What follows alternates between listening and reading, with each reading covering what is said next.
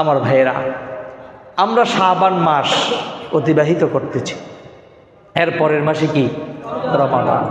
আজকে শাবান মাসের তৃতীয় জুমা, আর একটা জুমার পরেই কি চলে আসতেছে রমাদান। আমার বন্ধুরা, আমি গত সপ্তাহে বলেছিলাম আমার মেয়ারাজ সম্পর্কে যে আলোচনা চলতেছিল সেটার গত সপ্তাহে আমি ইতি টানছি, কারণ রমজান মাস সামনে আসতেছে। রমজান মাস হচ্ছে ইবাদতের মাস। এই ইবাদত আমরা কিভাবে করব, রমজানের জন্য কি প্রস্তুতি আমরা গ্রহণ করব, আর রমজানকে উপলক্ষ করে আল্লাহ সুবহানাহু ওয়া তাআলা আমাদেরকে কি কর্মসূচি দান করলেন, এই বিষয়গুলো নিয়ে আলোচনা করা দরকার। এজন্য আমি বলেছি আজকের জুমাটা আর আগামী জুমা, এই দুইটা জুমাই হবে রমজানের প্রস্তুতি নিয়ে। তা আমরা ইনশাআল্লাহ ধারাবাহিকভাবে আলোচনাগুলি শুনব এবং যা শুনি তার উপর আমল করার চেষ্টা করব। আল্লাহ সকলকে তৌফিক দান করুন, বলেন আমিন। প্যারা হাজিরিন, আল্লাহ সুবহানাহু ওয়া তাআলা এই রমজান মাস আমাদেরকে দান করলেন। এই রমাদান যখন আসে তখন আমাদের অবস্থা কীরকম হয়?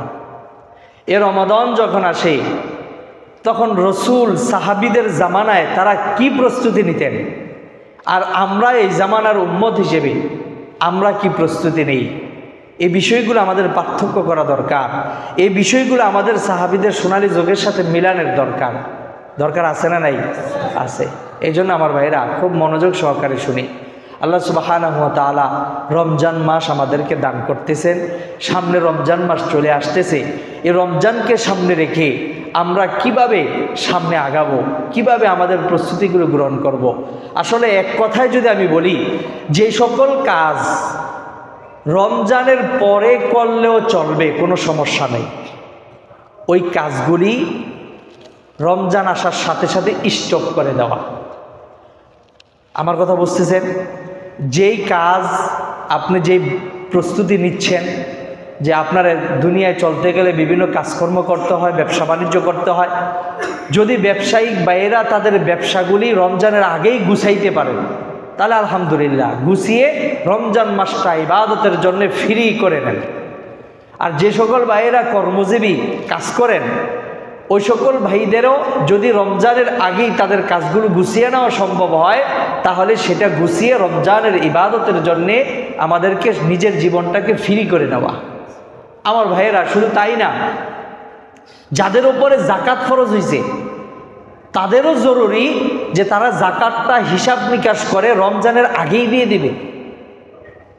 আমরা আমাদের সমাজের ভিতরে একটা ভুল প্রথা আছে। ভুল প্রথাটা কি? আমার আপনার উপর জাকাত ফরজ হয়েছে, মনে করেন আমার আপনার উপর জাকাত ফরজ হচ্ছে মুহররম মাসে। কোন মাসে? নাকি সবারই রমজান মাসে ফরজ হয়? তা আমরা যার মুহররম মাসে ফরজ, তার তো বছর ঘুরা শেষ হবে কোন মাসে? মুহররম মাসেই শেষ হবে। যার সফর মাসে তার জাকাত ফরজ হয়েছে, তাহলে বছর গুইরা যখন সফর মাস আসবে তখন তার এক বছর কি হবে? অতিবাহিত হবে। তাহলে তো তার জাকাতের হিসাবটা করতে হবে কোন মাসে? সফর মাসে। এভাবে যার যেই মাসে, যেই তারিখে, যেই দিনে জাকাত ফরজ হয়েছে, ঠিক বছর ঘুরে ওই মাস, ওই তারিখ, ওই দিন আসলে ওই দিনই তার উপরে জাকাতের হিসাব চলে আসে এবং তার ওই সময় হিসাব করে জাকাতটা আদায় করে দিতে হয়। আমার বন্ধুরা, কিন্তু আমাদের সমাজের ভুল প্রথা হচ্ছে, আমাদের যেই মাসেই জাকাত ফরজ হোক না কেন, রমজানের আরও 6 মাস পরে জাকাত ফরজ হোক না কেন, আমরা মনে করি যে রমজান মাসেই জাকাতটা আমাদের আদায় করতে হয়, রমজানেই জাকাত হিসাব করতে হয়। আরও আমরা ক্যালকুলেশন করি এইভাবে যে শেষ দশকের ভিতরে বেজর রজনী আছে, এই জন্য বেজর রজনী সবে কদরের যে কোনো একটা রজনী হইতে পারে, তাই শেষ দশকের কোনো একটা বেজর রজনীর মধ্যে বা বেজর একটা দিনের ভিতরে আমি আমার জাকাতটাকে আদায় করব। এটা আমার আপনার জন্য, যাদের উপরে এই সময় জাকাত ফরজ না, তারা যদি অন্য সময়ের জাকাতটা হিসাব করে এই সময় আইনা দেয়, এটা আমাদের জন্য একটা ভুল রেওয়াজ, ভুল একটা প্রথা। আমার বন্ধুরা, সাহাবাই কেরামগণ তারা অগ্রিম অনেক সময় জাকাত আদায় করে দিছে, কিন্তু জাকাতটা আদায় করছেন রমজানের আগে। রমজানের আগে জাকাত আদায় করার দ্বারা ফায়দাটা কি? আচ্ছা, জাকাতটা কাদের হক? আওয়াজটা বলেন। আর ধনীদের জন্য যাকাতটা কি? হ্যাঁ, ফরজ না। ফরজের কথা আমি বলতেছি না, যেহেতু গরিবদের জন্য হক বলছেন, আর ধনীদের জন্য বলা হয় যে ধনীদের জন্য এই যাকাতের সম্পদটা এটা হচ্ছে তাদের সম্পদের ময়লা। কিসের ময়লা? সম্পদের ময়লা। আচ্ছা, ময়লা কাপড়ে লাগলে এটা আমরা কি করতে চাই? পরিষ্কার করতে চাই। তো আল্লাহ পাক আমাদের উপরে যাকাত ফরজ কইরা আল্লাহ বলতেছেন যে তোমাদের সম্পদের ময়লা হচ্ছে যাকাত, সুতরাং এটা তোমাদের জন্য পরিষ্কার করে আমি ফরজ করে দিছি। যথাসম্ভব, যত দ্রুত সম্ভব তুমি তোমার যাকাতের ময়লা, সম্পদের ময়লা, এটাকে তুমি দ্রুত পরিষ্কার করে ফেলো। সুবহানাল্লাহ। আমার বন্ধুরা, তাহলে খেয়াল করেন, তাহলে গরিবদের হক আমরা বললাম, আসলেই গরিবদের হক যাকাতটা। এখন গরিব মানুষ কি রমজানে রোজা রাখবে না? নাকি হ্যাঁ গরিব দেখে রোজা রমজানের জন্য মাফ? ধনী গরিব সকলের জন্য রোজা কি ফরজ। সামনে আসতেছে এই আলোচনা, কাদের ওপর রোজা ফরজ, কাদের ওপর রোজা ফরজ না। কিন্তু খেয়াল করেন, তাহলে গরিব মানুষও রোজা রাখবে। এখন আপনি ধনী মানুষ, আপনি ইফতারের সময় হার আইটেমের, বিভিন্ন প্রকারের আইটেম দিয়ে আপনি ইফতার করবে, আর গরিব মানুষ সে পান্তা ভাত দিয়ে ইফতার করবে নাকি? বিষয়টা তো এরকমই, কারণ গরিব মানুষ তার যেটা সামর্থ্য সেটা দিয়ে সে ইফতার করে। অনেক সময় দেখা যায় রাতের বেলা সেহারি খাইছে, খাওয়ার পরে কিছু ভাত রয়ে গেছে, পান্তা ভাত করে রাইখা দাও, সন্ধ্যার সময় কি করবো, টাকা পয়সা নাই, ওই পান্তা ভাতটাকেই আমরা কি করব, ইফতার হিসেবে খেয়ে নিব। এরকম জিন্দিগিও অনেক গরিব মানুষ কাটায়, ঠিক না বেটি? আমার ভাইয়েরা, তাহলে গরিব মানুষও কি রাখবে? রোজা রাখবে, তারাও ইফতার করবে, তারাও সাহরি খাবে। কিন্তু দুঃখজনক হলেও সত্য, আমরা এই গরিব মানুষগুলোর পাশে দাঁড়াই না। আমরা এই আমাদের যাকাতগুলি প্রকৃত গরিবদের হাত পর্যন্ত পৌঁছায় দেই না, ঠিক না বেটি? গরিবদের হক, এই জন্যে যাকাতটাকে রমজানের আগে যদি আমরা গরিবদের হাতে পৌঁছায় দেই, তাহলে রমজানের জন্য তারা সুন্দর প্রস্তুতি নিতে পারবে, ইফতারের আয়োজন সুন্দরভাবে করতে পারবে, সেহরির আয়োজন সুন্দরভাবে করতে পারবে, এবং তারা ইতমিনানের সাথে কোনো পেরেশানি থাকবে না রমজানে, যে আমার রমজান মাসে যে সেহরি ইফতার খাওয়া দরকার এগুলোর ব্যবস্থাপনা আলহামদুলিল্লাহ আমার আগেই হয়ে গেছে, তাই রমজানে তারও পেরেশানি কমে যাবে, ওই গরিব মানুষটাও আল্লাহর ইবাদত আরো সুন্দরভাবে করতে পারবে, ঠিক না বেঠিক? আমার বন্ধুরা, এজন্য নিয়ম হচ্ছে রমজানের প্রস্তুতি মানে হচ্ছে আমি নিজেকে তো প্রস্তুত করবই রমজানের জন্যে, পাশাপাশি আমার উপরে যদি যাকাত ফরজ হয়ে থাকে তাহলে আমার যাকাতের সম্পদটা হিসাব করে রমজানের আগেই গরিবদেরকে সুন্দরভাবে বন্টন করে দেওয়া।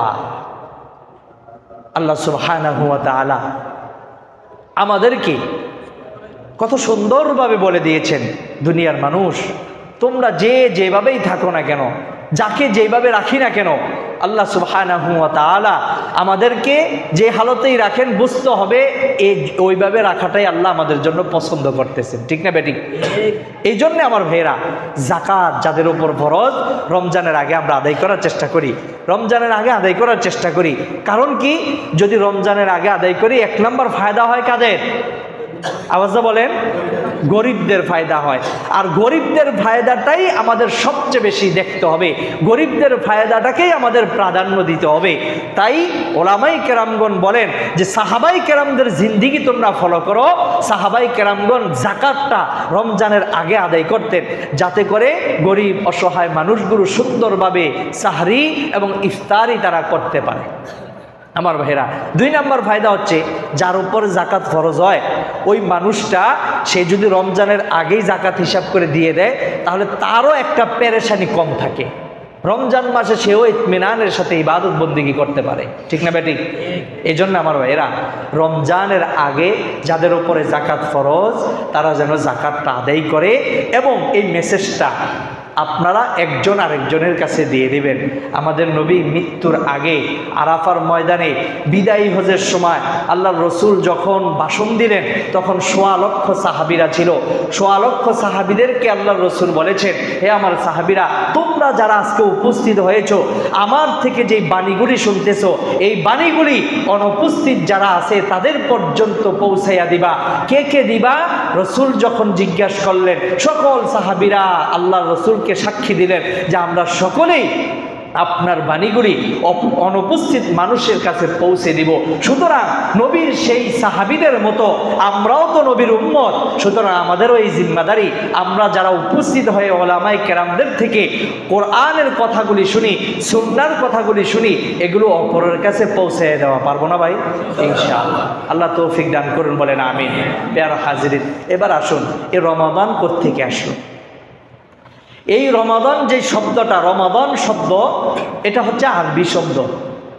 রমাদান আরবি শব্দ, সিয়াম আরবি শব্দ।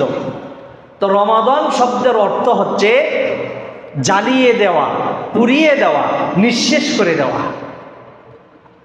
আর শরীয়তের পরিভাষায় রমাদান বলা হয় যে একজন ইমানদার আল্লাহর হুকুম অনুযায়ী রমাদান মাসে যে রোজা রাখবে, অর্থাৎ সারাদিন সে পানাহার এবং স্ত্রী সম্ভোগ থেকে বিরত থাকবে, যৌন চাহিদা থেকে বিরত থাকবে, এই ব্যক্তি আল্লাহকে সন্তুষ্ট করার জন্য যদি দুইটা কাজ করে, পানাহার থেকে বেঁচে থাকে আর স্ত্রী সম্ভোগ থেকে যদি বেঁচে থাকে, এবং সকাল থেকে সন্ধ্যা পর্যন্ত আল্লাহকে সন্তুষ্ট করার জন্য যদি সেই কাজটুকু করে, তাহলে এটাকেই বলা হয় রমাদান বা সিয়াম। আমার ভাইরা, রমাদানকে রমাদান বলে নামকরণ করা হইল কেন? হযরত আনাস ইবনে মালিক রাদিয়াল্লাহু তাআলা আনহু, রাসূলের অনেক প্রিয়ভাজন একজন সাহাবী। শুধু প্রিয় সাহাবী না, আল্লাহর রাসূলের 10 বছর যিনি খাদেম ছিলেন, ওই সাহাবীর নাম হচ্ছে হযরত আনাস ইবনে মালিক রাদিয়াল্লাহু তাআলা আনহু। হযরত আনাস ইবনে মালিক রাদিয়াল্লাহু তাআলা আনহু বলেন, আমি আল্লাহর রাসূলকে বললাম, ইয়া রাসূলুল্লাহ, ইয়া হাবিবাল্লাহ, আল্লাহ রাব্বুল আলামিন রমাদানকে আমাদের জন্য কেন ফরজ করে দিলেন, বা রমাদানকে রমাদান বলে কেন আল্লাহ আমাদেরকে দান করলেন? তখন আল্লাহর নবী বলতেছেন যে আল্লাহর রাসূল ওই আনাস ইবনে মালিককে যেই কথাটা বলেছেন সেটাই তিনি আমাদেরকে শুনিয়েছেন। তিনি বলতেছেন যে ইন্নামা সুম্মিয়া রমাদান লিআন্নাহু ইয়ারমিদুল যুনুব, যে আল্লাহর নবী আমাদেরকে বলছেন যে রমজানকে রমজান এই জন্য আল্লাহ রাব্বুল আলামিন নাম বলে ঘোষণা করেছেন যে রমাদান মানুষের জিন্দেগীর গুনাহগুলি মাফ করে দেয়। সুবহানাল্লাহ। রমাদান শব্দের শাব্দিক অর্থ কি? জ্বালিয়ে দেওয়া, পুড়িয়ে দেওয়া, নিঃশেষ করে দেওয়া। আর পরিভাষায় মানে এটাই বোঝানো হয় যে রমজান মানুষের পাপকে মোচন করে দেয়, রমজান মানুষের গুনাহগুলোকে জ্বালিয়ে দেয়। সুতরাং রমজানকে এই জন্য রমাদান বলে নামকরণ করা হয়েছে, বলেন সুবহানাল্লাহ। এবার আসুন আমাদের সমাজের ভিতরে আমরা কিন্তু রমজান কমই বলি, বেশিরভাগ বলি কি? রোজা। রোজা শব্দ তাহলে কি আর কোত্থেকে আসলো? আমরা শবে বরাতের আলোচনার ভিতরে আলোচনা করেছিলাম, শবে বরাতটা এটা কি শব্দ? ফার্সি শব্দ না? ফার্সি শব্দ। তো ঠিক রোজা শব্দটাও ফার্সি। এই ফার্সি শব্দটা উর্দুতেও ব্যবহার হয়, ফার্সিতেও ব্যবহার হয়, এখন আমাদের বাংলা ভাষায় কি ব্যবহার হয়। ওই রমাদান শব্দের যে অর্থ, ঠিক রোজা শব্দের একই অর্থ। রমজান শব্দের অর্থ কি? জ্বালিয়ে দেওয়া, পুড়িয়ে দেওয়া। ঠিক তেমনি ভাবে এই রোজা শব্দের অর্থ জ্বালিয়ে দেওয়া, পুড়িয়ে দেওয়া, মিটিয়ে দেওয়া। তাহলে এবার বলেন দেখি, কেউ যদি বলে রোজা, তাহলে কি গুনাহ হইব? আমি ওই শবে বরাতের আলোচনা করতে গিয়ে আমি এই কথাটাও বলেছিলাম, কোনো ব্যক্তি যদি বলে শবে বরাত, তাহলেও হবে, কোনো সমস্যা নেই। কোনো যে ব্যক্তি যদি বলে লাইলাতুল বারাত, তাও হবে। কোনো ব্যক্তি যদি হাদিসের ভাষা অনুযায়ী বলে লাইলাতুল নিসফি মিন শাবান, তাও হবে। কারণ সব ভাষা সৃষ্টি করছেন কে? আল্লাহ। কোনো ব্যক্তি কি কথা বলতে পারবে যে নোয়াখালীর ভাষাটা সৃষ্টি করছে নোয়াখালীর মানুষ? এটা বলতে পারবে কেউ? বরিশালের ভাষা কে সৃষ্টি করছে? আল্লাহ। সিলেটের ভাষা আল্লাহ, রংপুরের ভাষা আল্লাহ। সব ভাষা আল্লাহ সৃষ্টি করছেন। বাংলা ভাষার যে এত প্রকার, এটাই তো আল্লাহর কুদরত, এটাই তো আল্লাহর সৌন্দর্য, ঠিক না বেঠিক? একটা মানুষ এক অঞ্চল থেকে আরেক অঞ্চল গেলে তার ভাষার পরিবর্তন, কারো ভাষার মধ্যে একটা সুর থাকে, কারো ভাষার ভিতরে কেমন যেন একটা মাধুর্যতা থাকে। এক এক অঞ্চলের ভাষার মধ্যে এক এক রকম একটা আকর্ষণ আছে। তো এই আকর্ষণগুলো সৃষ্টি করছেন কে? আল্লাহ। তাহলে আমি যেই কথা বলতেছিলাম, সকল ভাষা, পৃথিবীতে যত ভাষা আছে এ সব ভাষা সৃষ্টি করছেন কে? আল্লাহ। তাহলে বলেন দেখি, রমাদান বললে ওটা যেমনিভাবে ঠিক তেমনিভাবে কেউ যদি রোজা বলে সেটাও কি ঠিক? কেউ কাউকে গালমন্দ করবো না। অনেকেই আমরা বিভিন্নভাবে আলোচনা করি, অনেকেই আমরা এগুলো বুঝাইতে গিয়ে অনেক সময় বলি যে রমাদানই বলতে হবে, এটাকে যদি কেউ রোজা বলে তাহলে বেদাত হবে। বলেন নাউজুবিল্লাহ। তার মানে আল্লাহর ওই ভাষাটা বলা বেদাত। বেদাত কাকে বলে? কথায় কথা চলে আসে, বেদাত কাকে বলে? বেদাত বলা হয় আল্লাহর রসুলের জামানায় যেই আমলটা আল্লাহর রসুল যেইভাবে করছে এর বিপরীত যদি আমরা করি। আমার মন গড়া আমি করলাম, রসুলের সুন্নাহ মোতাবেক করলাম না, সাহাবীদের সুন্নাহ মোতাবেক করলাম না, নিজের মন গড়া করলাম। যদি আমার মন গড়া আমি কোনো একটা আমল করি তাহলে সেটা হবে কি? এটাই বেদাত।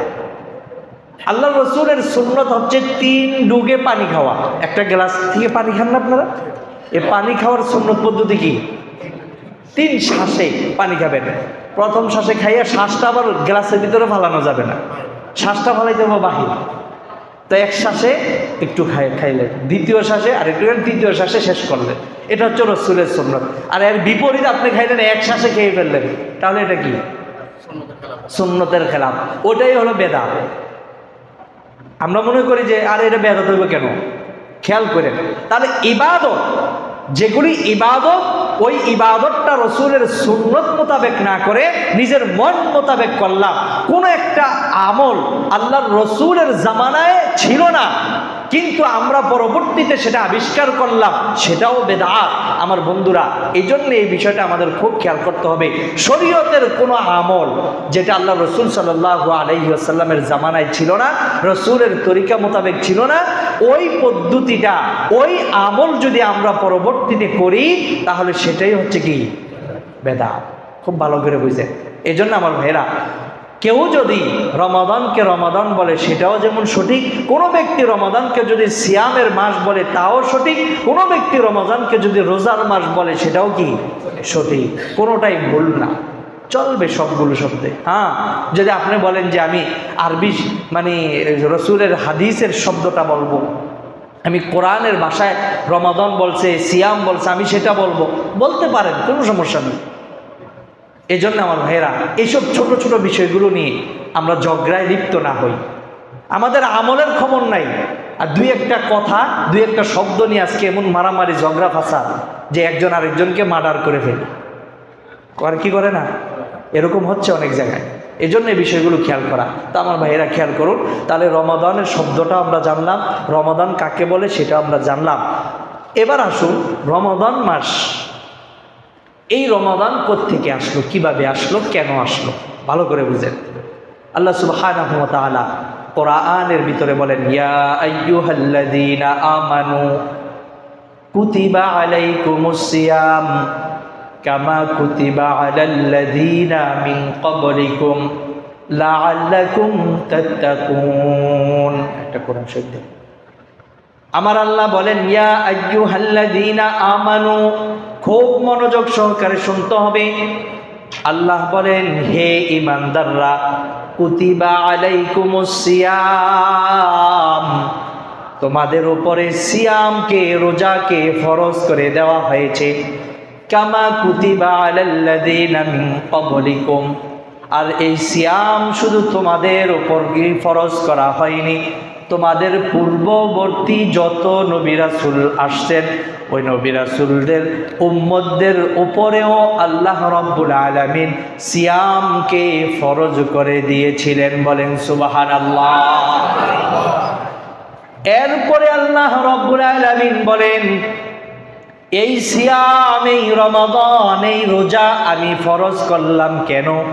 লাআল্লাকুম তাত্তাকুন, যাতে করে তোমরা আল্লাহকে ভয় করতে পারো, তোমাদের ভিতরে তাকওয়া অর্জন হয়ে যায়। বলেন সুবহানাল্লাহ। কত সুন্দরভাবে সিয়াম সম্পর্কে আল্লাহ পাক কোরআনের ভিতরে বললেন। সূরাতুল বাকারার 183 নম্বর আয়াত। ইয়া আইয়ুহাল্লাযীনা আমানু, হে ঈমানদাররা। আল্লাহ কি ইয়া আইয়ুহান নাস বলছেন? ভালো করে বোঝেন, ইয়া আইয়ুহান নাস বলেন নাই। নাস মানে মানুষ, এটা কাফেরও হইতে পারে, ইহুদি, খ্রিস্টান, বৌদ্ধ, অন্য জাতির মানুষও হইতে পারে, পারে না? কিন্তু এখানে বলছেন কি, হে ঈমানদাররা। তার মানে সিয়াম রাখতে, মানে রোজা রাখতে গেলে কি শর্ত? ঈমানদার হওয়া শর্ত। ঈমান ছাড়া রোজা রাখলে রোজা হবে না। হিন্দুরা রোজা রাখে না?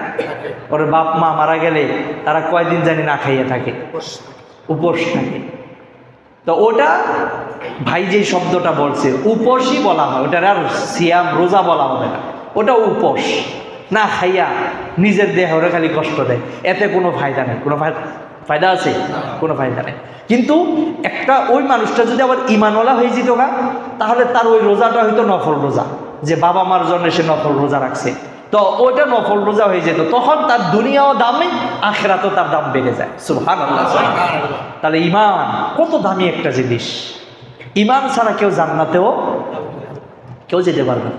ঈমান ছাড়া কাল কিয়ামতের ময়দানে নবীর কাছ থেকে হাউজে কাউসারের পানিও পান করতে পারবে না। ঈমান ছাড়া নবীর সুপারিশও কাজে লাগবে না। এজন্য আমার ভাইরা, ঈমান নিয়ে আমাদের মেহনত করা দরকার। আসলে আমরা বর্তমান জামানায় আমরা নিজেদের পরিচয় দিই আমি মুসলিম, আমি নিজেকে পরিচয় দিই আমি মুমিন, কিন্তু আমি মুসলিম, আমি মুমিন, এই শব্দ দুইটার যে চাহিদা, এই চাহিদা অনুযায়ী, এর অর্থ অনুযায়ী আমি চলি না। কেমনে? মুসলিম শব্দের অর্থ মানে আত্মসমর্পণ করা। আত্মসমর্পণ মানে কি? আত্মসমর্পণ কার কাছে করবেন? শয়তানের কাছে? কার কাছে? আল্লাহর কাছে। ইসলাম শব্দের অর্থ হলো আত্মসমর্পণ করা। যেই ব্যক্তি আত্মসমর্পণ আল্লাহর কাছে করে, ইসলাম ধর্মের সামনে করে, তাকে বলা হয় মুসলিম। তাহলে আমি আপনি ইসলামের কাছে আত্মসমর্পণ যদি সর্বক্ষেত্রে করতে পারি, তাহলে আমাকে বলা হবে প্রকৃত কি? মুসলিম, মুমিন। ঈমান মানে ইয়াকিন, বিশ্বাস করা। ইয়াকিন বিশ্বাস কার প্রতি করতে হবে? বলেন, আল্লাহর প্রতি। আল্লাহ পাকতে এগুলোর ব্যাপারে কিসের প্রতি আমাদের দৃঢ় বিশ্বাস রাখতে হবে, এই সম্পর্কে তো আল্লাহ কোরআনে স্পষ্টভাবে বলছেন। কি বলছেন? আমানার রাসূলু বিমা উনজিলা ইলাইহি মির রাব্বিহি ওয়াল মুমিনুন কুল্লুন আমানা বিল্লাহি ওয়া মালাইকাতিহি ওয়া কুতুবিহি ওয়া রুসুলিহি লা নুফাররিকু বাইনা আহাদিন মির রুসুলিহি। এই আয়াতের ভিতরে আল্লাহ স্পষ্টভাবে বলছেন আল্লাহর প্রতি ঈমান আনতে হবে, নবী রাসূলদের প্রতি ঈমান আনতে হবে, ফেরেশতাদের প্রতি ঈমান আনতে হবে, আসমানি কিতাবের প্রতি ঈমান আনতে হবে। আমরা ঈমানে মুফাসসল পড়ছি না ভাই? ঈমানে মুফাসসলের ভিতরে আমরা কি পড়ছি? এই কথাগুলো আছে, সাথে সাথে আছে তাকদীরকেও আমরা বিশ্বাস করি, আখিরাতকেও আমরা বিশ্বাস করি, মৃত্যুর পর আমরা আবার পুনরুত্থিত হব সেটাকেও আমরা বিশ্বাস করি। ঠিক না বেটি? এগুলোই হচ্ছে ঈমানের নাম। তাহলে প্রকৃত ঈমানদার তো তারাই যারা আল্লাহ পাক যেগুলোকে বিশ্বাস করার কথা বলছেন সেগুলোকে তারা দিল দিয়ে অন্তর থেকে বিশ্বাস করে। কিন্তু দুঃখজনক হলেও সত্য, এই জামানার এই সমাজের মানুষগুলো নিজেকে মুসলমান বলে, নিজেকে মুমিন বলে পরিচয় দেয়, ইসলামটাকে তারা নিজেদের মন মতো মানার চেষ্টা করে, ইসলামের মতো ইসলামকে মানে না। এটাকে আমরা আরো সহজভাবে বলি যে এই জামানার মুসলমান ইসলামকে গৈস্যা মাইজ্জা নিজের সাথে ফিট করায়, নিজেকে গৈস্যা মাইজ্জা ইসলামের সাথে ফিট করায় না। ঠিক না বেটি? দেখেন আপনি, ইসলামটা যদি একটা বিধান ইসলামের, সেটা যদি আপনার মন মতো হয় তাহলে আপনি মানেন। মানে কি? এটারে ইসলামটারে আপনি গসলেন, গোসা মাজা, যে না ঠিক আছে আমি যেমনি চাই এমনি তো এটা হইতেছে, তাহলে ঠিক আছে এটা মানা যায়, মানে আপনার সাথে ফিট করলেন। অথচ দরকার ছিল কি? যে আমার মন মতো হোক আর না হোক, বিধানটা হচ্ছে আল্লাহর, বিধানটা হচ্ছে রসুলের। সুতরাং এখানে আমার মনের খেলাফ হলেও সেটা আমার মানতেই হবে। তাহলে আমি নিজেকে গোসে মেজে ইসলামের সাথে ফিট করাইলাম। ঠিক না বেটি? এটা দরকার। আমার বন্ধুরা, আপনি দাঁড়িয়ে রাখতে চাইবেন, বন্ধু বান্ধব থেকে শুরু করে অনেক ফ্যামিলি আছে যারা দিনদার না, বাপ মা দিনদার না, বাপ মা পর্যন্ত সন্তান দাঁড়িয়ে রাখলে বলে যে বাবা তোর যে এখন বুড়া বুড়া দেখা যায়, দাঁড়িয়ে রেখে কেমন জানি দেখা যায় তোরে। নাউজুবিল্লাহ। আমার ভাইয়েরা, এই ধরনের কত কটু কথা শুনতে হবে দাঁড়িয়ে রাখতে গেলে। আপনার শরীরের ভিতরে সুন্নতি পোশাক উঠাইতে গেলেও কত কথা শুনতে হবে। ওই যে মোল্লা হয়ে গেছে এখন, বলে না এরকম কথা, অনেক কথা বলে। আমাকে তো অনেক সময় রাস্তায় রিক্সাওয়ালারাও কয়, এ মোল্লা কই যাইবেন, বলে অনেক সময়, কিন্তু আমরা রাগ করি না। কারণ মোল্লা শব্দের অর্থ কি? পণ্ডিত। মোল্লা শব্দের অর্থ কি? আওয়াজটা বলে, আমি বানায় বলতেছি না, এটা আরবি গ্রামার দেখেন আপনারা। মোল্লা শব্দের অর্থ হচ্ছে মানে বিদগ্ধ জ্ঞানী এবং খুব সূক্ষ্ম জ্ঞানের অধিকারী যারা, তাদেরকে মোল্লা বলা হয়। সুতরাং এরা তো না বুঝা মোল্লা বলে। সমাজের ভিতরে হয়তো বা কেউ মোল্লা শব্দটা গালি হিসেবে ব্যবহার করছে, কটূক্তি করার জন্য ব্যবহার করছে, এই জন্য ওই হিসেবে হয়তো অনেকে বলে। কিন্তু মোল্লা শব্দের প্রকৃত অর্থ জানলে তারা এটা কোনোদিন মুখ দিয়ে বলবে না। বলবে? তারা যদি জানে মোল্লা শব্দের অর্থ জ্ঞানী মানুষ, তাহলে জিন্দিগিতে তারা এই শব্দটা বলবে। আর এই জন্য আমার ভাইয়েরা, কিছু কিছু বিষয় আছে আপনাকে আমাকে যদি কটূক্তি হিসেবে বলে, কিন্তু দেখতে হবে যে আমি যেই কাজটা করতেছি এই কাজটা কার। যদি আল্লাহ আল্লাহ রসুলেরও হয়ে থাকে, তাহলে দুনিয়ার সব মানুষ যদি আমার বিরোধিতা করে, সকল মানুষ যদি আমাকে গালাগালিজ করে, সেই গালি শুনতে আমি রাজি, কিন্তু আল্লাহ আল্লাহ রসুলের ইবাদত এবং তাদের নির্দেশ লঙ্ঘন কোনো দিন করতে পারবো না। এটাই হলো মুসলিমের পরিচয়, এটাই হচ্ছে মুমিনের পরিচয়। আমার ভাইয়েরা, যাই বলতেছিলাম, আয়াতের শুরুতে আল্লাহ কি বলতেছেন? হে ইমানদাররা, ইমানদার বলে সম্বোধন করেছেন। ইমানওয়ালাদেরকে আল্লাহ পাক বলতেছেন, কি বলতেছেন? কুতিবা আলাইকুমুস সিয়াম। সিয়াম শব্দের অর্থ কি? রোজা। আল্লাহ পাক বলেন, তোমাদের উপরে সিয়াম, রোজাকে আমি ফরজ করে দিয়েছি। এক নাম্বার কথা, কি ফরজ করছেন? সিয়াম ফরজ করেছেন। এবং এরপরে আল্লাহ পাক বলতেছেন, কামা কুতিবা আলাল্লাযীনা মিন ক্বাবলিকুম। আর এই সিয়াম যে ফরজ করলাম, এটা তোমাদের উপরেই যে খালি রোজা ফরজ করছি এটা না, তোমাদের পূর্ববর্তী আদম থেকে শুরু করে ঈসা নবী পর্যন্ত যত নবী আসছে, যত উম্মত আসছে, সকল নবী সকল উম্মতের উপরেও সিয়াম ফরজ ছিল। বলেন সুবহানাল্লাহ। এই কথাটা বলার পরে আমাদের মনে সাহস কমছে না বাড়ছে? কেন? আল্লাহ পাক তুলনা করলেন, এই শেষ নবীর উম্মতেরা, তোমরা ভয় পাইও না, তোমাদের উপরে 1 মাস রোজা ফরজ করলাম, তোমরা ভয় পাইও না। কেন? আরে এই রোজা তো আগের নবীর উম্মতেরাও রাখছে। এবার আপনারা বলেন দেখি, এই এলাকার ভিতরে আমাদের অনেক শ্রমিক ভাইয়েরা আছে। এক এক শ্রমিক ভাই এক এক কাজ করে। মনে করেন সেলাইয়ের কাজ করেন, এরকম 10টা শ্রমিক আছে, এক জায়গায় বসে তারা সেলাই কাজ করতেছে। একজন আরেকজনের দিকে যখন তাকায়, তখন তার কি মনে আসে? যে হ্যাঁ, তো সেলাই কাজ করতেছে, আমিও করতেছি। তো আমার মনে যদি একটু কষ্ট আসে, আরে সেলাই কাজ কত কষ্ট, কিন্তু ওই পাশের লোকটার দিকে যখন তাকাই, তখন কিন্তু সেই কষ্টটা মন থেকে উঠে যায়, সরে যায়, দূর হয়ে যায়। কেন? যে ওই ভাই তো শিলা, আমিও শিলাই, সমস্যা কি? তাহলে দুজনের কাজই সেলাই কাজ। তো তাকে দেখা দেখি আমার একটা তুলনা হইল, ওই তুলনার সাথে আমার মনের কষ্টটা দূর হয়ে গেল। ঠিক না বেটি?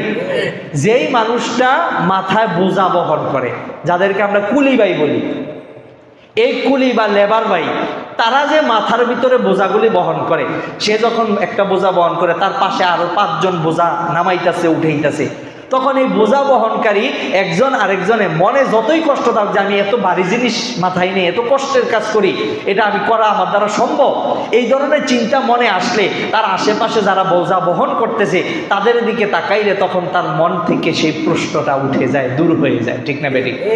আল্লাহ পাক ঠিক তেমনি ভাবে বলতেছেন, হে ইমানদাররা, তোমাদের উপরে রোজাকে আমি ফরজ করে দিয়েছি, তবে তোমাদের পূর্ববর্তী নবীদের উম্মত সকলকেও আমি এইভাবে রোজা ফরজ করছি, এজন্য ভয়ের কোনো কারণ নাই। বলেন সুবহানাল্লাহ। এই আয়াতে এরপরে আল্লাহ পাক কি বলেন? লাআল্লাকুম তাত্তাকুন। এই সিয়াম আমাদেরকে দান করলেন, তার উদ্দেশ্য কি? আল্লাহ পাক উদ্দেশ্যের কথা বলতেছেন, লাআল্লাকুম তাত্তাকুন, তাকওয়া অর্জন করার জন্যে। বলেন সুবহানাল্লাহ। আমার ভাইরা, তাহলে রমজান মাস আসে কি অর্জন করার জন্যে? তাকওয়া অর্জন করার জন্য। এই কথার আগে আমি যে বললাম যে আল্লাহ পাক বললেন, কামা কুতিবা আলাল্লাযীনা মিন ক্বাবলিকুম, তোমাদের পূর্ববর্তী নবীর উম্মতদেরকেও এই রোজাকে ফরজ করে দেওয়া হয়েছিল, সুতরাং তোমাদের ভয়ের কোনো কারণ নাই। তাহলে পূর্ববর্তী নবীদের উপর কিভাবে, কোন পদ্ধতিতে রোজা ফরজ ছিল? আদম আলাইহিস সালাতু ওয়াস সালাম আদম আলাইহিসসালামের উপর রোজা ফরজ ছিল আরবি মাসের 13, 14, 15 তারিখের রোজা, যেটাকে আমাদের নবীর ক্ষেত্রে বলা হয় এই রোজাকে কি রোজা? আইয়ামে বীজের রোজা। এ আইয়ামে বীজের রোজা এ নবীর উম্মতের উপর ফরজ। বলেন ফরজ, আওয়াজটা বলেন ফরজ, ওয়াজিব, সুন্নত, মুস্তাহাব মানে নফল। কি এটা? রাখলে সওয়াব, না রাখলে কি নাই? গুনাহ নাই। আমার ভাইরা, তাহলে দেখেন এটা আদমের সময় কি ছিল? ফরজ ছিল। শুধু তাই না, হযরত নূহ আলাইহিস সালাতু ওয়াস সালাম, যাকে দ্বিতীয় আদি পিতা বলা হয়, দ্বিতীয় আদম বলা হয়। দ্বিতীয় আদম কেন বলা হয় নূহ আলাইহিস সালাতু ওয়াস সালামকে? কারণ নূহ আলাইহিস সালাতু ওয়াস সালামের সময় আল্লাহ রাব্বুল আলামিন সকল দুনিয়ার কাফের মুশরিককে আল্লাহ পানিতে ডুবায় মাইরে ফেলছেন। কিছু মুষ্টিময় 50 থেকে 60 জন শুধু ইমানদার, যারা ওই নূহ আলাইহিস সালাতু ওয়াস সালামের কিস্তির মধ্যে উঠেছিল, ওই শুধু তারাই বেঁচে ছিল। আর বাকি সব মানুষ, দুনিয়ার যত বেঈমান ছিল সবাইকে আল্লাহ মেরে ফেলছিলেন। আমার বন্ধুরা, ওই যে অল্প মুষ্টিময় কিছু মানুষ থেকে আবার নতুন করে মানুষ সৃষ্টি শুরু হইল। এই জন্য নূহ আলাইহিস সালাতু ওয়াস সালামকে দ্বিতীয় আদম বলা হয়। তো নূহ আলাইহিস সালাতু ওয়াস সালাম তিনি এবং তার উম্মতরা রোজা রাখতেন কিভাবে? শুধু 2 দিন, সারা বছর 2 দিন বাদ দিয়া। কয়দিন? 2 দিন। 2 ঈদের দিন বাদ দিয়ে বাকি সারা বছর নূহ আলাইহিস সালাতু ওয়াস সালাম এবং তার উম্মতরা রোজা রাখতেন। বলেন না সুবহানাল্লাহ। তাহলে তাদের তুলনা আমাদের রোজা সহজ না কঠিন? শুধু তাই না, হযরত দাউদ আলাইহিস সালাতু ওয়াস সালাম 2 ঈদের দিন, আইয়ামে তাশরিকের দিন, এই মোট 5 দিন দাউদ আলাইহিস সালাতু ওয়াস সালাম রোজা রাখতেন না। পাশাপাশি দাউদ আলাইহিস সালাতু ওয়াস সালামের রোজা রাখার আরেকটা স্বাভাবিক অভ্যাস ছিল। সেই অভ্যাস হচ্ছে একদিন রোজা রাখতেন, আরেক দিন তিনি রোজা ভাঙতেন। এভাবে সারা বছর তিনি রোজা রাখতেন। আমার বন্ধুগণ, তাহলে দাউদ নবীর রোজার চেয়ে আমাদের রোজা কঠিন নাকি সহজ? এরপরেও দেখা যাবে রমজান মাস চলে আসলো, কিন্তু কিছু মুসলমান পর্দার ভিতরে গিয়ে চা খায়, বিস্কিট খায়, নাস্তা খায়, খানা খায়। আমার বন্ধুরা, তাদের দিলের ভিতরে আল্লাহর ভয় অর্জন হয় নাই। আল্লাহ পাক বলেন, লাআল্লাকুম তাত্তাকুন, রমজান আমি দান করলাম তোমাদেরকে তাকওয়া অর্জন করার জন্যে, আল্লাহর ভয় অর্জন করার জন্যে। কিন্তু তোমরা সেই ভয় বাদ দিয়ে তোমার মন গড়া, তুমি তোমার মতো শয়তানকে খুশি করার জন্যে রোজাগুলি ভেঙ্গে ভেঙ্গে তুমি শয়তানের দলের অন্তর্ভুক্ত হয়ে গেলা। ঠিক না বেঠিক? আমার বন্ধুরা, তাহলে একটু চিন্তা করে দেখুন, এই রোজা ইতিপূর্বে নবী রাসূলের উম্মতেরা কিভাবে রাখছে। এই পদ্ধতিতেই তারা রোজা রাখছেন, তাদের উপরও রোজা ফরজ ছিল। কিন্তু আমাদের ওপর আল্লাহ পাক রোজা ফরজ করছেন। তা আমাদেরকে রোজা ফরজ করছেন কয় মাস? 1 মাস। এই 1 মাস রোজা, এটা আমাদের কাছে যেন কষ্ট মনে না হয়, এজন্য 1 নাম্বার উদাহরণ আল্লাহ কি দিয়েছেন, যে তোমাদের পূর্ববর্তী উম্মতরাও কি রাখছে? রোজা রাখছে। আরেকটা উদাহরণ দিয়েছেন, সেই উদাহরণটা কি?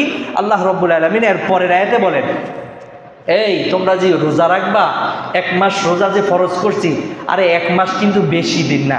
এটাই আল্লাহ বলেন আইয়ামাম মা'দুদাত, এই 1 মাসের রোজা হাতে গোনা কয়েকদিন। তুমি রোজা রাখতে থাকো, দেখো কিভাবে অল্পতেই 1টা মাস ফুরাইয়া যায়। সুতরাং আল্লাহ পাক আমাদেরকে আবার সান্ত্বনা দিয়ে বলেন আইয়ামাম মা'দুদাত, রমজান মাসের রোজা বেশি দিন না, হাতে গোনা কয়েকদিন। আসলেই তো বছর হয় কয় মাসে? 12 মাসে। তো 12 মাসের মধ্যে 1 মাস আমরা শুধু রোজা রাখবো, আর রোজা রাখা লাগবে না কয় মাস? 11 মাস। তাহলে সেই তুলনায় 1 মাস হাতে গোনা কয়েকদিন না? কয়েকদিন। আল্লাহ পাক এই দিক দিয়ে আমাদেরকে সান্ত্বনা দিচ্ছেন, মনের মধ্যে শক্তি সঞ্চার করতেছেন যে আইয়ামাম মা'দুদাত, আরে 1 মাসের তো এটা বেশি দিন না। আমার বন্ধুরা, এবার আসুন আমরা জানলাম যে রোজা কিভাবে ফরজ হইল। এই রোজা যখন এ নবীর উম্মতের উপর ফরজ হইছে, তখন এইভাবে যখন নাজিল হইল, তখন কিন্তু কিছু মানুষ রোজা রাখতো, কিছু মানুষ রোজা রাখতো না। তখনও কিন্তু ওইভাবে ফরজ হিসেবে বিধান নাজিল হয় নাই, ঐচ্ছিক ছিল। কেউ রাখলে রাখতে পারে, কেউ না রাখলে নাও রাখতে পারে। এভাবে চলতেছে। চলার পরে এরপর আল্লাহ রাব্বুল আলামিন আস্তে আস্তে করে বিধানটারে আরেকটু টাইট দিলেন। আরেকটু টাইট কিভাবে দিলেন? ফামান কানা মিনকুম মারিদান আও আলা সাফারিন ফাইদ্দাতুম মিন আইয়ামিন উখর। এবার আল্লাহ বলেন, হে ঈমানদাররা, তোমাদের মধ্য থেকে মারিদন, যারা নাকি অসুস্থ, এমন অসুস্থ যে অসুস্থতার কারণে রোজা রাখলে তার অসুস্থতা আরো বেড়ে যাবে, এই অসুস্থ মানুষেরা আও আলা সাফারিন, অথবা কোনো ব্যক্তি শরীয়তের হুকুম অনুযায়ী 48 মাইল 78.5 কিলোমিটার দূরত্বে সফর করে, তাকে মুসাফির বলা হয়। যদি কেউ মুসাফির হয় তাহলে এই অসুস্থ মানুষ আর মুসাফিররা রমজান মাস পাইল, রমজান মাসের রোজা রাখলো না, কোনো সমস্যা নাই। তবে ফাইদ্দাতুম মিন আইয়ামিন উখর, রমজান মাসের পরে অন্য সময় এই রোজাগুলিকে কাজা করে নিতে হবে। কার বিধান? আমার ভাইয়েরা, তাহলে কিছু মানুষকে ইস্তেসনা করলো না, বাদ দিল না। আল্লাহ পাক এখন ঢালাওভাবে সকল মুমিনকে বললেন না, একটু অসুস্থ মানুষকে একটু সুযোগ দিলেন, মুসাফির মানুষদেরকে কি করলেন? একটু সুযোগ দিলেন। কিন্তু আল্লাহ রাব্বুল আলামিন এরপরে বলেন, ওয়া আলাল্লাযীনা ইউতীকুনাহু ফিদিয়াতুন তুআমু মিসকিন। এরপরেও তোমাদের মাঝে যদি এমন কোনো দুর্বল মানুষ থাকে, যেই মানুষটা রোজা রাখতে সক্ষম না, তাহলে ওই মানুষটার রোজা রাখা লাগবে না। একজন গরিব মানুষকে একটা রোজার বিনিময়ে একটা ফিদিয়া দিলেই আদায় হয়ে যাবে। বলেন সুবহানাল্লাহ। আরো সহজ বানাই দিল না? আরো সহজ বানাই দিছে। এই ক্ষেত্রে অসুস্থের কথা বলে নাই, শুধু মুসাফিরের কথা বলে নাই। এই ক্ষেত্রে বলা হচ্ছে যে কোনো ব্যক্তি যদি স্বাভাবিকভাবে রোজা রাখতে পারে না, কষ্ট হয়ে যায় তার জন্যে, তাহলে সে কি করবে? রোজা না রেখে গরিবকে কি করবে? ফিদিয়া দিয়ে দেবে। এই মাসালা আমি পরে আসতেছি, এরপরে খেয়াল করুন। আল্লাহ পাক তারপরে উৎসাহ দিয়া বলে, আমি যে এতগুলি রুখসত দিলাম, অসুস্থ মানুষ, মুসাফির মানুষ এবং যার সাধ্য নাই রোজা রাখার, তাকেও আমি এর থেকে বাদ দিলাম। কিন্তু রোজার মাসটা এত গুরুত্বপূর্ণ মাস, ফামান তাতাওয়া খায়রান ফাহুয়া খায়রুল লাহ। যদি কোনো ব্যক্তি কষ্ট হওয়া সত্ত্বেও রমজানের রোজা রাখে, তাহলে এটা হলো কল্যাণ, ফাহুয়া খায়রুল লাহ। অবশ্যই তার সফলতা আসবেই আসবে। বলেন সুবহানাল্লাহ। ওয়া আন তাসুমু খায়রুল লাকুম। আর তোমরা যেই রোজা রাখতেছো, এই রোজা খায়রুল লাকুম, অবশ্যই তোমাদের দুনিয়া ও আখিরাতের মধ্যে কল্যাণ বয়ে আনবে। ইন কুনতুম তা'লামুন, যদি তোমরা এটা বোঝো, অন্তর্দৃষ্টি দিয়ে তোমরা এটা দেখো, দিলের কান দিয়ে যদি তোমরা এটা শোনো যে আসলে রোজা রাখলে দুনিয়া ও আখিরাত উভয় জাহানে কল্যাণ নিহিত আছে, তাহলে অবশ্যই তোমরা রমজানের রোজা রাখবে। কেউই রোজা ভাঙবে না। হতে পারে তুমি অসুস্থ, হতে পারো তুমি একজন মুসাফির, হতে পারো তুমি অন্য কোনো সমস্যায় জর্জরিত, কিন্তু এরপরও তোমার দিলের ভিতরে যখন আল্লাহর ভয় থাকবে, তোমার দিলের ভিতরে যখন আখিরাত সুন্দর করা মাকসাদ থাকবে, তখন তুমি অবশ্যই রমজান মাসের রোজা তুমি কখনো ছাড়বে না। আমার বন্ধুরা, এবার আসুন, রোজা কাদের উপরে ফরজ, কাদের উপরে ফরজ না, খুব মনের কান দিয়ে শুনে। রমজান মাসের রোজা ফরজ হচ্ছে 1 নাম্বার মুসলমানের উপরে। কার উপরে? মুসলমানের উপরে। কাফের মুশরিকদের উপর রোজা ফরজ না। 2 নাম্বার হচ্ছে আকেল, অর্থাৎ যার ব্রেন সুস্থ, পাগল না, সুস্থ মস্তিষ্কের অধিকারী। পাগলরা এর থেকে কি হয়ে গেল? বাদ হয়ে গেল। ভালো করে বোঝেন। তাহলে 1 নাম্বার কি? মুসলিম। 2 নাম্বার হচ্ছে সুস্থ মানুষ। 3 নাম্বার হচ্ছে বালেগ বালেগা, পুরুষ মহিলা, সে সাবালিক হইতে হইল। এই সাবালক যদি হয়, সাবালক পুরুষ হোক, সাবালক মহিলা হোক, এই উভয়ের জন্যে রোজা কি? ফরজ। তাহলে বাদ হয়ে গেল কারা? নাবালেগ, যাদের উপরে এখনো শরীয়তের বিধান কি হয় নাই? ফরজ হয় নাই, এখনো নাবালেগ সাবালেগ হয় নাই।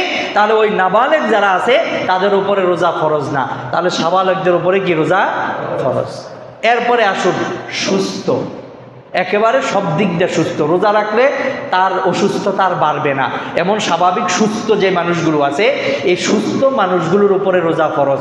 অসুস্থ যারা, তাদের উপরে রুখসত স্বয়ং আল্লাহ নিজেই দিছেন, ঠিক না বেঠিক? ফামান কানা মিনকুম মারিদন, কোনো ব্যক্তি যদি অসুস্থ থাকে, এমন অসুস্থ যে সে রোজা রাখতে পারবে না, তাহলে দেখা গেল যে সে রমজান মাসে রোজা রাখবে না। তবে একবারে মাফ কি করতে হবে? রমজানের পরবর্তীতে তার সাধ্য অনুযায়ী এগুলোর আবার কি করতে হবে? কাজা আদায় করে নিতে হবে। ভালো করে বোঝেন। তারপরে আসুন যে এই মানুষগুলোর উপরে রোজাকে আল্লাহ ফরজ করছেন। পাশাপাশি যেই ব্যক্তি মুকিম, অর্থাৎ স্বাভাবিক জায়গায় সে বসবাস করতেছে, যেমন আপনার এই কর্মস্থলে আপনি বসবাস করেন, অথবা আপনার গ্রামের জন্মভূমি মাতৃভূমিতে আপনি আপনার বসবাস করতেছেন, আপনি মুসাফির না, কি না? মুসাফির না। তাহলে ওই যে মুসাফির না, ওই ব্যক্তির উপরেই রোজা ফরজ। যেই ব্যক্তি মুসাফির তার উপরে রোজা কিনা ফরজ না। সে ইচ্ছা করলে রাখতে পারে, ইচ্ছা করলে নাও রাখতে পারে। তবে যদি না রাখে, তাহলে রমজানের পরে যতগুলি রোজা সে রমজান মাসে কাজা করবে, ততগুলি রোজা আবার কি করতে হবে? কাজা আদায় করতে হবে। আমার ভাইরা, এই কথাগুলো যদি মনে থাকে, তাহলে এবার নিজের সাথে নিজেকে মিলান, আমি আপনি মুসলমান কিনা? আওয়াজটা বলেন, কথা বলেন, তাহলে আলোচনা তাড়াতাড়ি শেষ হবে। তাহলে আমরা মুসলমান। তাহলে 1 নাম্বার শর্ত আমার মধ্যে আছে। 2 নাম্বার শর্ত হইল যে আমি সুস্থ না পাগল? মাশাআল্লাহ, এটাও আমাদের মাঝে আছে।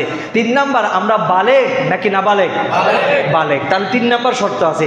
4 নাম্বার হলো আমরা কি স্বাভাবিকভাবে মুকিম অবস্থায় আছি নাকি আমরা মুসাফির? মুকিম অবস্থায় আছেন। তাহলে আমাদের 4 নাম্বার শর্ত আমাদের মধ্যে আছে। যদি এই 4টা শর্ত আমাদের ভিতরে থাকে, তাহলে অবশ্যই আমাদের সকলের উপরে রমজান মাস আসলেই, রমজানের চাঁদ ওঠার সাথে সাথে আমাদের জন্য রোজা কি?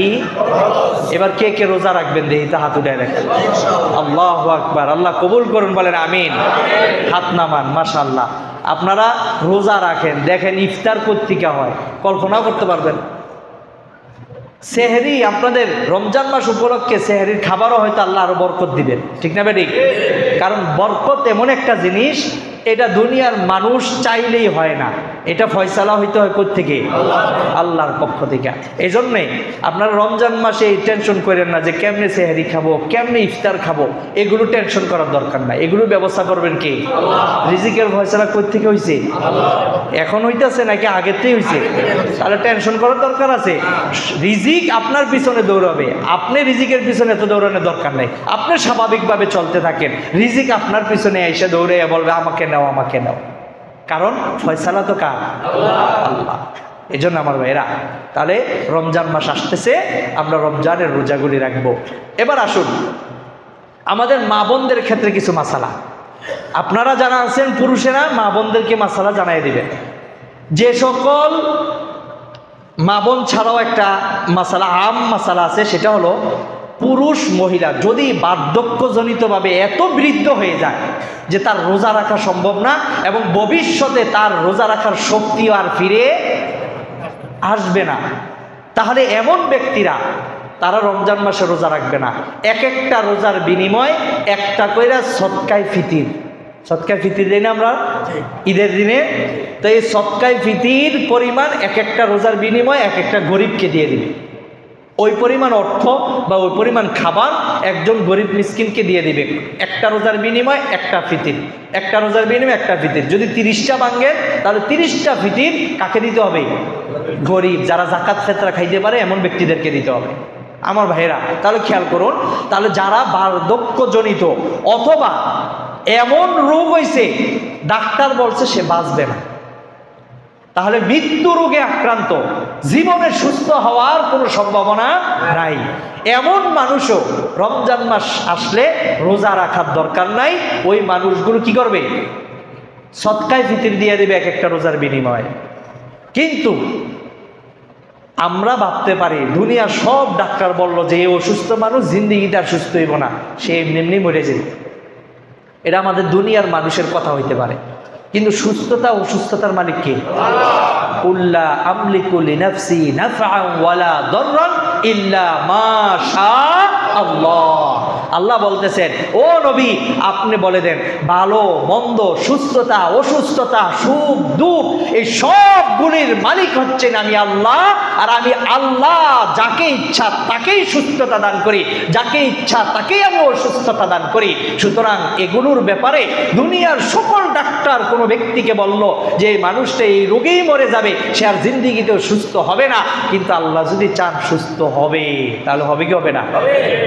তো এই কথাটা বললাম এই জন্যে, যদি ওই মানুষটা ডাক্তার ঘোষণা দেওয়ার পরেও কোনো এক সময় সুস্থ হয়ে যায়, তাহলে তার জীবনে যত ফরজ রোজা কাজা করছে এটা ছেড়ে দিছে, ওই রোজাগুলো তার সাধ্য মোতাবেক তার কি করতে হবে? কাজা আদায় করতে হবে। এজন্য আমার ভাইরা, উমরি কাজা নামাজ আছে না নাই? এটা বলছিলাম না আপনাদেরকে, বুঝাই দিছি। তাহলে নামাজ ছাইরা লাভটা কি? যেটা আমার আদায় করতে হবে। এজন্য যথাসময় জামাতের সাথে সকলের সাথে পড়লে কষ্ট তত লাগে না। লাগে? একা পড়তে যান তখন কোনো মতে সাথে ফরজটা সুন্নত ওগুলো কয় আর এটা পড়ার সময় নেই, কা ফরজটা আদায় করলাম, জিম্মাদারি আদায় করে দিলাম, শেষ।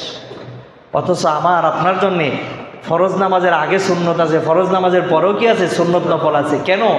যাতে করে ফরজের কোনো ঘাটতি হয়ে যায়, কোনো ভুল ত্রুটি হয়ে যায়, এগুলো সুন্নত নফল দিয়ে আল্লাহ সেটা ফিল আপ করে দিবেন। কারণ কিয়ামতের ময়দানে আমার আপনার নফল নামাজ, নফল ইবাদত, এগুলো আমার আমল নামা যখন হালকা হয়ে যাবে, আল্লাহ বলবেন যে এই ফেরেশতারা দেখো তো আমার এই বান্দার আমল নামা কোনো নফল ইবাদত আছে কিনা, থাকলে ওটা দিয়ে ওজন দিয়ে দাও। তারপরেও যদি ওজন না হয়, আল্লাহ রব্বুল আলামিন বলবেন, ও ফেরেশতারা আমার এই বান্দায় মনে হয় একবার সুবহানাল্লাহ বলছিল, একবার আলহামদুলিল্লাহ বলছে, একবার আল্লাহু আকবার বলছে, একবার লা ইলাহা ইল্লাল্লাহ বলছে, এই জিকির আজকারগুলি মনে হয় সে করছে, দেখো আছে কিনা এই ধরনের জিকির আজকার, ওগুলোরে তার পাল্লায় দিয়ে দাও। এরপরে ওগুলো যখন দিবে তখন দেখা যাবে আমার আমলনামার সুন্দর ওজন বেড়ে গেছে। সুবহানাল্লাহ।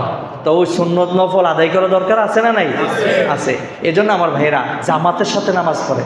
এত সুন্দর ব্যবস্থা সব জায়গায় আছে, সব জায়গায় আছে ভাই। তাহলে এত সুন্দর ব্যবস্থা থাকা সত্ত্বেও আমরা কেন 5 ওয়াক্ত নামাজ জামাতের সাথে পড়ব না? 5 ওয়াক্ত নামাজ জামাতের সাথে পড়ব। শরীয়তের যেই বিধানগুলি আমাদের পরবর্তীতে কাজা করতেই হবে, সেগুলো আমরা যথাসময়ে আদায় করব। পরবর্তীতে এই কষ্ট করতে আমরা রাজি না।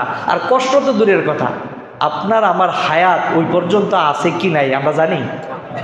তাহলে কিসের আশা, কিসের অপেক্ষায় আমরা আছি? চুলদারি পাকার অপেক্ষায়। আর চুলদারি পাকার তো কোনো সময় অনেকে পায় না, পায় না। ভাইদের মধ্যে, বোনদের মধ্যে এক বাপ মা থেকে যখন আসে, তখন আসার ক্ষেত্রে সিরিয়াল আছে। আগে বড়জন আসে, তাই না? তারপরে মেজোজন, এরপর ছোটজন, এইভাবে ধারাবাহিকভাবে আসে। কিন্তু যাওয়ার, দুনিয়া থেকে যাওয়ার ক্ষেত্রে সিরিয়াল আছে। ওই ছোটটা আগে জায়গা, বড়টা এখনো খুনখুন্না লাঠি লইয়া হাঁটে, কিন্তু ছোটটা চলে গেছে আগে। এজন্য আমার ভাইয়েরা কিসের ভরসায় আছি আমরা, এই বিষয়গুলো একটু খেয়াল করা। যাই হোক, বলতেছিলাম কি, যে আমরা যারা এই ধরনের রোগে আক্রান্ত, যে তার জীবনে ভালো হবে না, তাহলে তারাও রোজা রাখবে না, ফিদিয়া দিয়ে দিবে। আমার ভাইয়েরা এবার আসুন মা বোনদের 2-1টা মাসালা। মা বোনদের মাসালা হচ্ছে, মা বোনরা যদি রমজান মাস আসে, তখন দেখা যায় কোনো মা, কোনো বোন গর্ভবতী হয়ে যায়। কি হয়ে যায়? এখন গর্ভবতী মাদের জন্য খুব সচেতনতা অবলম্বন করে চলতে হয়। যদি গর্ভের সন্তান রোজা রাখার দ্বারা ক্ষতি হওয়ার আশঙ্কা আছে, অথবা ওই গর্ভবতী মা নিজেরই অসুস্থ হয়ে যাওয়ার কি আছে, আশঙ্কা আছে, তাহলে ওই গর্ভবতী মা সে রমজান মাস পাইলে রোজা রাখবে না। সে যতদিন সমস্যা মনে করে ততদিন রোজা না রেখে রমজানের পরবর্তীতে তার বাচ্চা প্রসব হওয়ার পরে পরবর্তীতে সে এক সময় এই রোজাগুলো কি করে নিবে, কাজা করে নিবে। ভালো করে শুনেন, মা বোনদের নামাজের ক্ষেত্রে ছাড় আছে একবারে, কিন্তু রোজার ক্ষেত্রে কি নাই, ছাড় নাই। কারণ রোজাটা আসে বছরে কয়বার? একবার। আর নামাজটা প্রতিদিন। তাহলে প্রতিদিনের আমলটা মা বোনদের অনেক সময় কষ্টসাধ্য। আর যদি এই নামাজগুলি সব তার আবার পরবর্তীতে কাজা করতে হয়, সেটা আরো কষ্ট। এই জন্য আল্লাহ পাক মা বোনদেরকে নামাজের ক্ষেত্রে কিছু কিছু অবস্থায় তাদেরকে একেবারে ছাড় দিয়ে দিছেন, কিন্তু রমজানের ক্ষেত্রে সাময়িক ছাড় দিছেন। এটা পরবর্তীতে কি করতে হয়? তাহলে 1 নম্বর, মা বোনরা যদি গর্ভবতী হয়, তাদের স্বাস্থ্য অনুযায়ী এবং পেটের বাচ্চা অনুযায়ী তারা রোজা রাখতেও পারে, নাও রাখতে পারে, কিন্তু পরবর্তীতে কি করতে হবে? 1 নম্বর। 2 নম্বর, যদি মা তার সন্তান আছে বুকের দুধ পান করে, তাহলে রমজান মাসে যদি ওই বুকের দুধ পান করানি বাচ্চার জন্যে রোজা রাখে, তাহলে রোজা রাখতে গেলে যদি মায়ের বুকের দুধ শুকিয়ে যায়, কমে যায়, এবং ওই দুধের বাচ্চাটা অন্য আলগা খাবারের প্রতি অভ্যস্ত না, ভালো করে বুঝেন। তাহলে যে সকল মা বুকের দুধ বাচ্চাকে খাওয়ায় আর বাচ্চাটা অন্য আলগা খাবার পাশাপাশি কি করে না, খায় না, তাহলে ওই মা যদি রমজানে রোজা রাখে আর বাচ্চা দুধ কম পাইবে এবং বাচ্চার স্বাস্থ্যহানির আশঙ্কা থাকে, তাহলে ওই মা রমজান মাসে রোজা না রেখে এই রোজাগুলি পরবর্তীতে কাজা করতে পারবে। বুঝে আসছে মশালা? 2 নাম্বার। 3 নাম্বার হচ্ছে যদি কোনো মা রমজান মাসে কোনো বাচ্চা প্রসব করে, কি করে, বাচ্চা প্রসব করে, তাহলে ওই মা ওই বাচ্চা প্রসবের পর যে তার রক্তস্রাব হয়, এই রক্তস্রাবের সর্বোচ্চ সময় হচ্ছে 40 দিন, এটা আবার 5 দিন 10 দিনেও বন্ধ হতে পারে। তাহলে ওই রক্তস্রাব বাচ্চা প্রসবের পরবর্তী যেটা হয়, ওই সময় পর্যন্ত ওই মার রোজাগুলি রাখতে হবে না। ওই মা এই রোজাগুলি রমজানের পরে কি করবে, কাজা করবে। কয় শ্রেণী গেল? 3 শ্রেণী গেল। 4 নাম্বার হচ্ছে যদি কোনো মার প্রতি মাসে অসুস্থতা মাসিক যে হয়, এই মাসিক যদি প্রতি মাসে হয় এবং রমজান মাসে শুরু হয়ে গেল, তাহলে যতদিন তার এই অসুস্থতা থাকবে ততদিন পর্যন্ত রমজান মাসের রোজা তার রাখা লাগবে না, কিন্তু পরবর্তীতে কি করতে হবে। কিন্তু এই যে মাসিকের সময়, নেফাসের সময়, এই সময়ের যে নামাজগুলি তার কাজা যাবে, এগুলি আর তার কখনো আদায় করা লাগবে না। কিন্তু ওই যেই মা দুধ খাওয়াইতে যাইয়া রোজা রাখলো না, হ্যাঁ কি নামাজ কাজা করতে পারবে? রমজানের রোজা রাখার ক্ষেত্রে তাকে ছাড় দিছে, কিন্তু নামাজের ক্ষেত্রে কি দেয় নাই, ছাড় দেয় নাই। এজন্য আমার ভাইয়েরা, মাসালাগুলি আমাদের স্পষ্ট থাকা দরকার, আমাদের মা বোনদের জানা থাকা দরকার। এজন্য আজকে আমরা যারা উপস্থিত হয়েছি, মা বোনদের এই মাসালাগুলি আমরা অনুপস্থিত তাদের কাছে পৌঁছায় দিব, পারবো না ভাই? ইনশাআল্লাহ। যাই হোক, আরও কিছু আলোচনা আছে, এখানে আলোচনা শেষ করছি। এই আয়াতের শেষ অংশে কি বলা হয়েছিল? লাআল্লাকুম তাত্তাকুন। 2 মিনিটের কথা, লাআল্লাকুম তাত্তাকুন, যাতে করে তোমরা তাকওয়া অর্জন করতে পারো। তাকওয়াটা কি জিনিস আমি আজকে শুধু সংক্ষেপে বলছি, ইনশাল্লাহ আগামী জুমাতে এই আলোচনাটা করে পরবর্তী আলোচনা আমরা করব। ঠিক আছে তো ভাই? তাহলে একটু খেয়াল করেন। তাহলে আমি বলতেছি তাকওয়া 4টা জিনিসের নাম। কয়টা জিনিসের নাম? 4টা জিনিস, ভালো করে শুনেন। 1 নাম্বার হচ্ছে আল্লাহর ভয় দিলের ভিতরে থাকতে হবে। কার ভয়? আল্লাহর ভয়। তাকওয়া শুধু আল্লাহর ভয় দিলের ভিতরে আছে, এই একটার নাম না। কয়টার নাম? 4টার নাম। 1 নাম্বারটা কি? আল্লাহর ভয় দিলের ভিতরে থাকতে হবে। নাম্বার 2 হচ্ছে আল্লাহ রাব্বুল আলামিনের যে কোরআন আছে, এই কোরআন অনুযায়ী নিজের জীবনটা পরিচালিত করতে হবে। কয় নাম্বার গেল? ভালো করে বুঝেন। এই কোরআনের ব্যাখ্যা কি বলতে পারে? অনেকে বলবেন যেহেতু কোরআন, তাহলে রসুলের হাদিস মানবো না। কোরআনের ব্যাখ্যাই হচ্ছে রসুলের হাদিস, তাহলে অটোমেটিকলি সেটা চলে আসবে। তাহলে কোরআন অনুযায়ী জিন্দিগি করতে গেলে আপনি যখন একটা আয়াত বুঝতেছেন না, তাহলে এটার ব্যাখ্যায় যাইতেইব না, ব্যাখ্যা তো তখন রসুলের হাদিসের মধ্যে যাবে। তাহলে কোরআন সুন্নাহ 2টা মিলেই হচ্ছে একটা বিধান।